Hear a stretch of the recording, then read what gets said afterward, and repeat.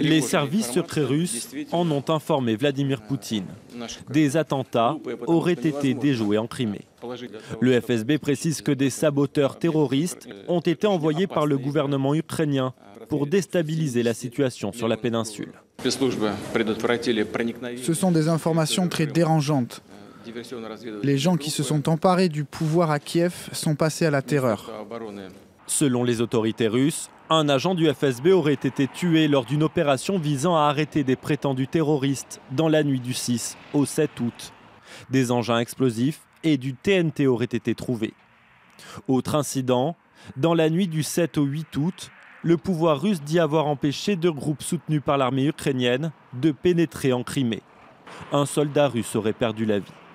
Dans ces conditions, hors de question pour Vladimir Poutine de reprendre les pourparlers pour trouver une issue au conflit. Il devait se tenir en présence de la France et de l'Allemagne, en marge du G20 en Chine, les 4 et 5 septembre. De son côté, le gouvernement ukrainien dément ces accusations. Ces fantaisies sont absurdes et cyniques. Elles ne sont qu'un prétexte pour de nouvelles menaces militaires à l'égard de l'Ukraine. L'OSCE, chargé de surveiller la frontière, n'a fait état d'aucun incident à ces dates.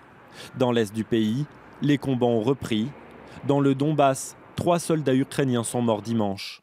Les observateurs internationaux ont noté l'afflux d'armes lourdes dans la région, pourtant classée zone démilitarisée depuis les accords de Minsk en février 2015.